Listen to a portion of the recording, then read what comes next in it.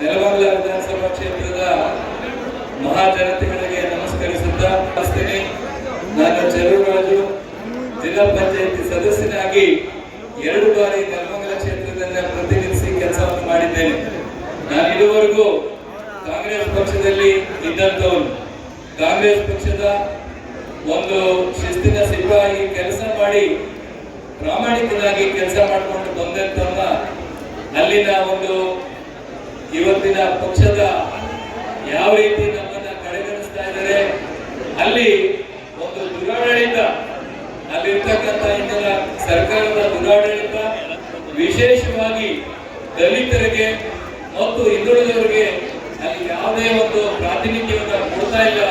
ಅದನ್ನ ಧಿಕ್ಕರಿಸಿ ನಾನಿವತ್ತು ಈ ಜನತಾ ದಳವನ್ನ ಮತ್ತು ಬಿಜೆಪಿ ಪಕ್ಷದ ಈ ಒಂದು ಕೂಟಕ್ಕೆ ನಾನು ಬೆಂಬಲವನ್ನು ವ್ಯಕ್ತಪಡಿಸಿ ಇವತ್ತು ಕುಮಾರಣ್ಣನವರ ನೇತೃತ್ವದಲ್ಲಿ ನಾನು ಈ ವೇದಿಕೆಯಲ್ಲಿ ಈ ಪಕ್ಷವನ್ನು ಸೇರ್ತಾ ಇದ್ದೇನೆ. ನಾನು ಪ್ರಾಮಾಣಿಕವಾಗಿ ಹಿಂದೆನೂ ಕೂಡ ನಾನು ಜನತಾ ದಳದಿಂದನೇ ಜಿಲ್ಲಾ ಪಂಚಾಯತಿ ಸದಸ್ಯ ಆಯ್ಕೆಯಾಗಿದ್ದೆ.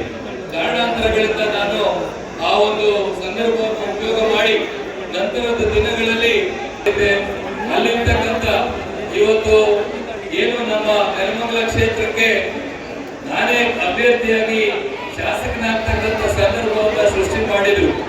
ಆದರೆ ಅಲ್ಲಿರ್ತಕ್ಕಂಥ ಮುಖಂಡರುಗಳು ಇವತ್ತು ಹಣಕ್ಕೆ ಹೆಚ್ಚಿನ ಬೆಲೆಯನ್ನು ಕೊಟ್ಟು ಅದು ಒಂದು ರೀತಿ ಟೆಂಡರ್ ಕರೆದು ಯಾರು ಹೈಯೆಸ್ಟ್ ಬಿಡ್ ಮಾಡಿದ್ರು ಅವರಿಗೆ ಟಿಕೆಟ್ ಅನ್ನ ಕೊಟ್ಟಂತದನ್ನ ನಾವೆಲ್ಲ ನೋಡ್ತಾ ಇದ್ದೇವೆ. ನಾನು ಖಂಡಿತವಾಗ್ಲೂ ಹಣವಂತನಲ್ಲ. ನಮ್ಮ ತಂದೆಯವರು 5 ಬಾರಿ ಈ ಕ್ಷೇತ್ರದಲ್ಲಿ ಶಾಸಕರಾಗಿ ಮಂತ್ರಿಗಳಾಗಿ ದಿವಂಗತ ಕೆ ಪ್ರಭಾಕರ್ ಅವರು ಎಲ್ಲರಿಗೂ ಗೊತ್ತಿದೆ. ಅವರ ಪ್ರಾಮಾಣಿಕತೆ ನಿಷ್ಠೆಗೆ ಹೆಸರಾದಂತ ಕುಟುಂಬದಿಂದ ಬಂದಿದ್ದಂತ ನಾನು ಅತ್ಯಂತ ಆ ಒಂದು ಟೆಂಡರ್ಗೆ ನಾನು ಬಿಡ್ ಮಾಡಕ್ ಆಗ್ಲಿಲ್ಲ. ಕೋಟ್ಯಾಂತರ ರೂಪಾಯಿ ಹಣದಿಂದ ಇವತ್ತು ಈ ಕ್ಷೇತ್ರದ ಒಬ್ಬ ಸದಸ್ಯನೂ ಅಲ್ಲ, ನಮ್ಮ ನೆಲಮಂಗಲ ಕ್ಷೇತ್ರದ ವಾಸಿನೂ ಅಲ್ಲ, ನಮ್ಮ ಜಿಲ್ಲೆಯವರು ಅಲ್ಲ ಅಂತಕ್ಕಂಥವ್ರನ್ನ ಇವತ್ತು MLA ಮಾಡಿದ್ದಾರೆ. ಅವರು ಇವತ್ತು MLA ಆಗಿರ್ತಕ್ಕಂಥದ್ದು ಬರೀ ಅವರ ಹಣದಿಂದ, ಅವರ ಸೇವೆ ಈ ಕ್ಷೇತ್ರಕ್ಕೆ ಏನೂ ಇಲ್ಲ. ನಾನು 32 ವರ್ಷಗಳಿಂದ ಈ ಕ್ಷೇತ್ರದಲ್ಲಿ ಸತತವಾಗಿ ಜನಸೇವೆಯನ್ನು ಮಾಡ್ತಾ ಬಂದಿದ್ದೇನೆ. ಬಂಧುಗಳೇ, ಅರ್ಥ ಮಾಡ್ಕೊಳ್ಳಿ, ಜನಸೇವೆ ಮಾಡ್ಲಿಕ್ಕೆ ಯಾವುದೇ ಪಕ್ಷ ಯಾವುದೇ ಇತಿಮಿತಿ ಇರೋದಿಲ್ಲ. ರೊಟ್ಟಿನ ಯಾವ ಕಡೆಯಿಂದ ತಿಂದ್ರು ಒಟ್ಟಿಗೆ ಹೋಗೋದು. ಅದರಿಂದ ಜನಸೇವೆ ಮಾಡೋದಕ್ಕೆ ನಮಗೆ ಎಲ್ಲಿ ಮುಕ್ತವಾದಂತ ಅವಕಾಶ ಇದೆ, ಮುಕ್ತವಾದಂತ ಬೆಂಬಲ ಇದೆ, ಜನ ಬೆಂಬಲ ಇದೆ, ಆಶೀರ್ವಾದ ಇದೆ. ಆ ರೀತಿಯಾಗಿ ಇವತ್ತು ನಾವು JDS ಪಕ್ಷವನ್ನ ಸೇರಿ ಇವತ್ತು ಬಿಜೆಪಿ ಪಕ್ಷದ ಸೇವೆಯನ್ನು ಒಂದು ಪ್ರಚಾರದಲ್ಲಿರ್ತಕ್ಕಂಥ ಸನ್ಮಾನ್ಯ ಡಾಕ್ಟರ್ ಸುಧಾಕರ್ ಅವರು ಇವತ್ತು ನಮ್ಮ ಮೇಲೆ ನೆಚ್ಚಿನ ಅಭ್ಯರ್ಥಿಗಳಾಗಿದ್ದಾರೆ.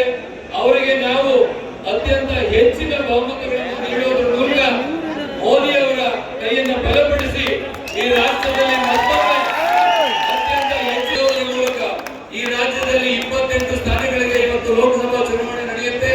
ಮೊದಲನೇ ಹಂತದಲ್ಲಿ ನಡೀತಕ್ಕಂಥ 14 ಲೋಕಸಭಾ ಕ್ಷೇತ್ರಗಳಲ್ಲಿ ನಮ್ಮ ಚಿಕ್ಕಬಳ್ಳಾಪುರ ಕ್ಷೇತ್ರದ ಅಭ್ಯರ್ಥಿಗಳು ಅತ್ಯಂತ ಹೆಚ್ಚಿನ ಬಹುಮತದಿಂದ ಗೆಲ್ಲತಕ್ಕಂಥ ಒಂದು ಆಶೀರ್ವಾದವನ್ನು ತಾವೆಲ್ಲರೂ ಮಾಡಬೇಕು.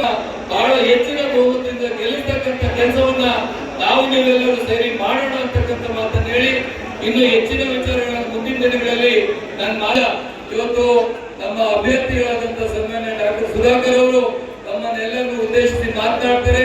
ಅವಕಾಶ ಮಾಡಿಕೊಟ್ಟಂತ ಎಲ್ಲರಿಗೂ